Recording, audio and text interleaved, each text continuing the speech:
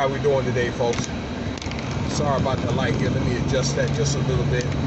All right, so we got 3 July 2021. I got about 12:45 in the afternoon here in Las Vegas, so that's Pacific Standard Time. Hope everybody's going to have a safe holiday and with no events, and you know, have a good time, but keep your eyes open, okay?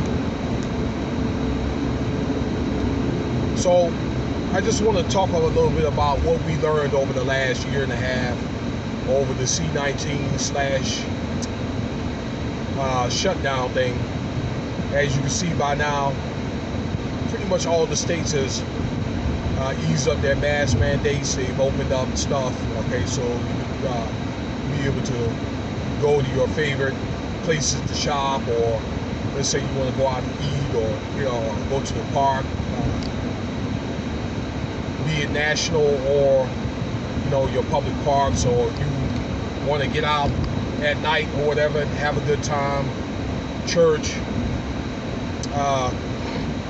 go to workout, wherever it is that you like to do, that's pretty much open. And I want to say, except the airport, the mask mandates has pretty much been eased in every state. I believe like states like Maryland, Pennsylvania, they're one of the last ones. Okay, Virginia might be in that realm, but I do know Maryland that lifted up theirs on the 1st, but that's pretty much done by now. All right, and more people are being vaccinated. I think they're up to about 50% of the U.S. population has been vaccinated. Okay, and trying to get that stuff out in other areas. But I think the thing that we learned uppermost is to prepare. Okay. I hope by now you guys have prepared for the worst. There was talk about this years ago. All right, and if we're going to have another pandemic again, and I don't think it's going to be the same as this one. But anyway, preparedness with your proper supplies, like the food and toiletries and all that good stuff, cleaning supplies, stuff that you're going to need in case there were to be like a shutdown. Pretty much like if you're on like a 3-month to 6-month camping trip. And I don't mean to put it that way, but that's the way you have to think. Like with no power, no water. Okay, and that's one of the things that you need, because water is going to be the most essential thing.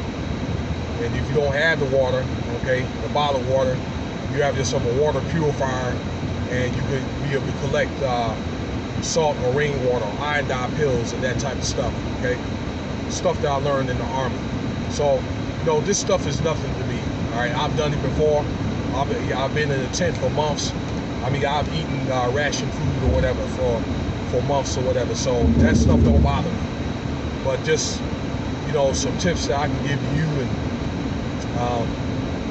but there's some channels even on the internet that you can look to prepare, all right, for dark times, all the stuff that you need. I'm telling you right now. Also, with the potency of this virus, I hope that you guys have learned to stay healthy, and to cut out a lot of impurities in those different foods, sugar and that type of stuff, and you got to fasting and having a lot of water and fruits and plant-based foods, because these viruses, any one of them, all right, like to thrive off stuff like this. Yes, they do. Diabetes, colon cancer, high blood pressure, okay, high cholesterol. Yes.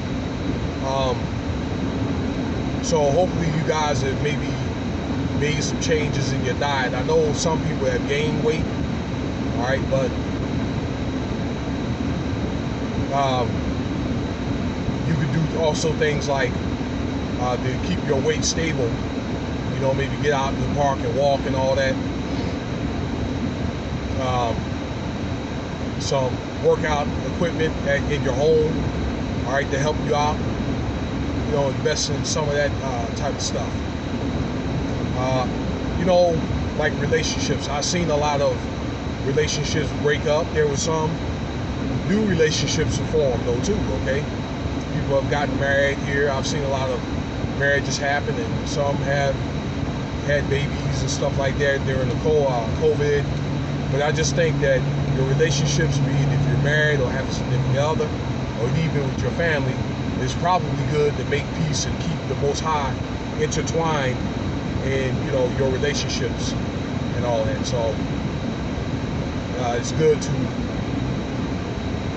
keep your relationships healthy and to stay away from unhealthy relationships that, you know, don't enable you to build fruitful relationships. I'm trying to see what else. Employment, okay? Yeah, it always takes things, you know, money to run things, but, you know, you want to try to diversify your employment. I had a friend back home, actually, my next door neighbor, his son is a few years younger than me, about 10 years younger, and I told him, because he was into computer programming, and I told him to try to diversify his line of work and so forth, that say, for instance, stuff out here in Las Vegas, okay, like the slot machines, that they can use a lot of computer programmers to help out, like at some of the different hotels. I'm just using that for an example to add different dimensions or whatever to your career. If you can get out and sell stuff, if you got retail skills, I mean, everybody has at least probably two different skills, maybe like a trade skill and maybe like a retail skill or whatever, okay? And some people do have corporate skills too. Okay, it doesn't hurt to try to encompass all three of those elements, all right, to be able to maintain work, right? Because you have to conduct yourself like this government don't exist. Okay, money. I hope that we, you know, learn how to budget our money better, and you know, we see these different forms of money like PayPal and